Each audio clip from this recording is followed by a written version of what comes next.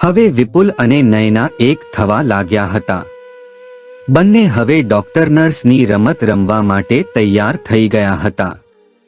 આ બંને હવે કામ શરૂ કરી દીધું હતું. જેમ જેમ નયનાના પાડતી જાય તેમ તેમ તેનો જેઠ વિપુલ છે તે ઊંડે ઊંડે સુધી ઇન્જેક્શન દેતો હતો. ઇન્જેક્શનની સોય મોટી 8 ઇંચની જોઈ અને નયનાને પણ ડર લાગતો હતો. મિત્રો, નયનાનો પતિ ધીરજ તેને ખૂબ જ મારતો હતો.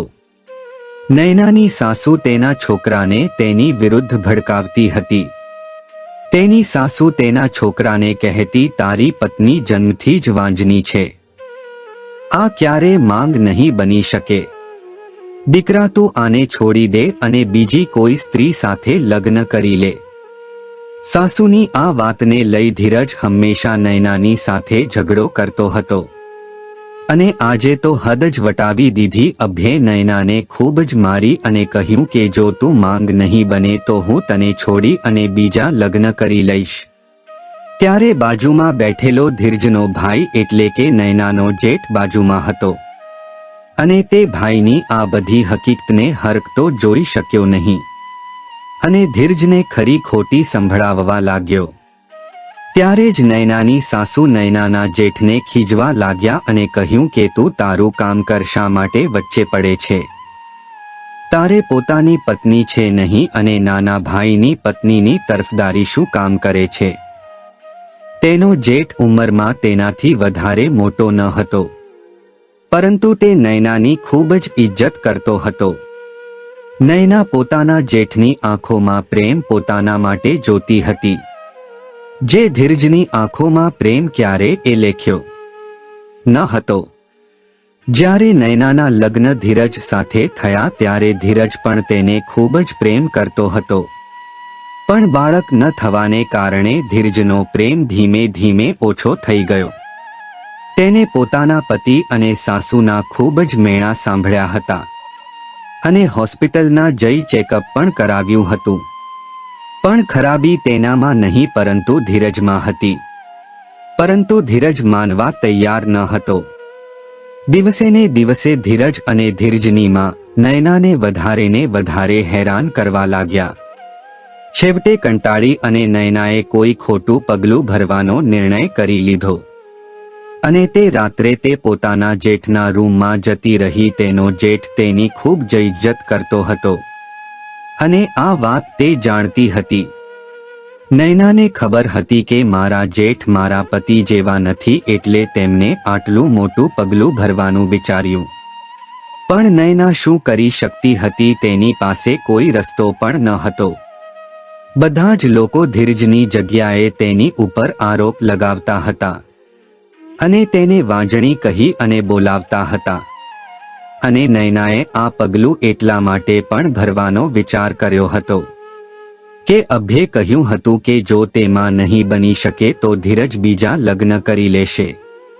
ત્યારે નયના પોતાના જેઠના રૂમમાં ગઈ હતી અને તેને પોતાના જેઠની સામે જઈ જેઠને પગે પડી અને રડતા રડતા કહ્યું, જેઠજી, મારે એક બાળક જોઈએ છે અને તમે કાંઈ પણ કરો, મને એક બાળક આપી દો, નહીં તો મારો સંસાર બરબાદ થઈ જશે અને હવે હું વધારે માર ખાઈ શકું તેવી હાલતમાં નથી. તમારો નાનો ભાઈ મને રોજ ખૂબ મારે છે અને તે જાહેરમાં બધાની વચ્ચે પણ મારતા અચકાતો નથી અને તમારી માં મારા બીજા લગ્ન કરવા માટે પણ તૈયાર થઈ ગયા છે.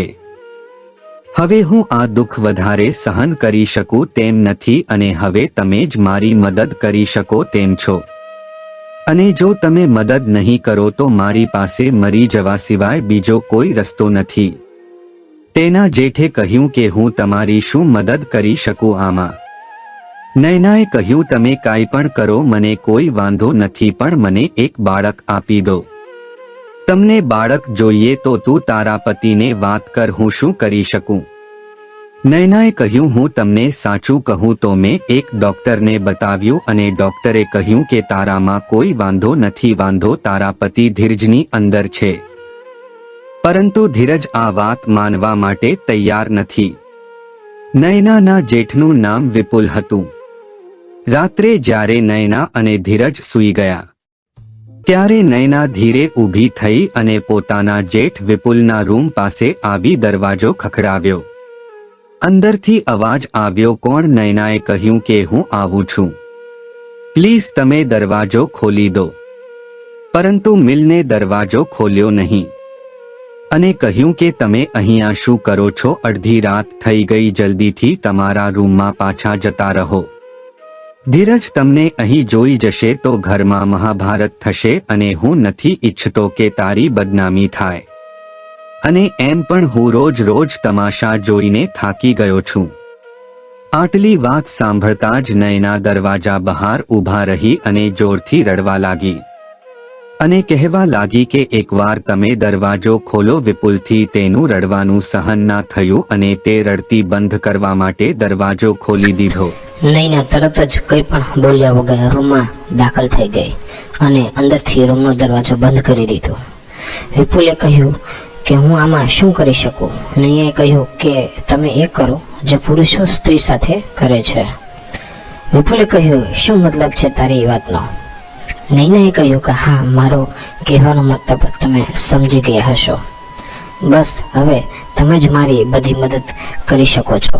આ રહસ્ય તમારે ને મારે હંમેશા હૃદયમાં છુપાવીને રાખવાનું છે. તમે મારા પર એક અહેસાન કરી દો. વિપુલે તરત જ ના પાડી દીધી અને કહ્યું નૈના, આ બધું ઠીક નથી થઈ રહ્યું, આ ખોટું થઈ રહ્યું છે, હું આવું નહીં કરી શકું.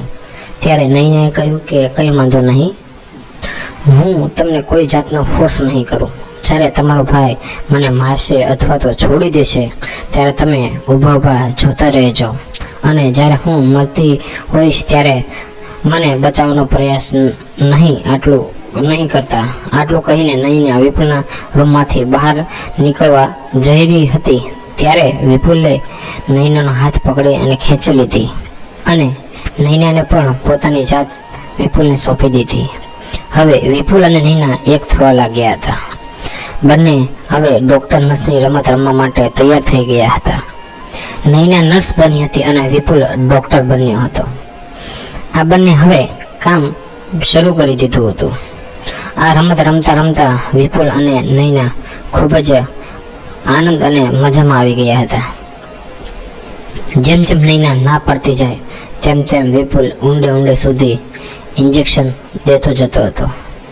ઇન્જેક્શનની સોય મોટી જોઈ અને નૈનાને પણ ડર લાગતો હતો કે આવડી મોટી સોય પણ એક છોકરા માટે નૈના કોઈ પણ પ્રકારનો ડર સહન કરવા માટે તૈયાર હતી. અડધી કલાક સુધી વિપુલને આ એક ઇન્જેક્શનની સોય દેવા માટે લાંબી મહેનત કરવી પડી. છેવટે પોણો કલાકની અંદર ઇન્જેક્શનમાંથી તમામ સફેદ દવાની પિચકારી થઈ ગઈ અને ઇન્જેક્શન યોગ્ય જગ્યાએ લાગી ગયું. બંને પરસેવે રેબઝેબ થઈ ગયા હતા. આ ઇન્જેક્શન મોટું હોવાથી નૈનાને પણ ખૂબ જ દુખાવો થતો હતો અને મજા પણ આવતી હતી. અને આ ઇન્જેક્શનનું પરિણામ એમને ઘરે એક છોકરા સ્વરૂપે આવ્યું હતું. તેના માટે જેઠ સાથે પણ સંબંધ બાંધી લીધા હતા. ધીરજ આ ખુશી આખા ગામમાં પેંડા વેચ્યા હતા, પરંતુ તેને ખબર નહોતી કે આ બાળક તેનું નહીં પણ તેના ભાઈ વિપુલનું હતું. પણ નૈના અને વિપુલે તો નક્કી કર્યું હતું કે આ રહસ્ય હંમેશા એક રહસ્ય જ રહેવા દેશે. આના વિશે ક્યારેય તેને કોઈ ખુલાસો કરશે નહીં. ધીરજ હવે નૈનાની ખૂબ જ ઇજ્જત કરતો હતો, પણ ધીરજને ખબર ના હતી કે આ નૈના તેની પીઠ પાછળ શું કરી રહી હતી. પરંતુ નૈનાને આ રસ્તે જવા માટે ધીરજે મજબૂર કરી હતી, પરંતુ નૈનાની તે ભૂલ હતી. તો મિત્રો, વિડીયો પસંદ આવ્યો હોય તો વિડીયોને લાઈક કરી દેજો, ચેનલને સબસ્ક્રાઇબ કરી દેજો અને આ વિડીયોમાં આવેલા તમામ પાત્ર માત્ર કાલ્પનિક છે.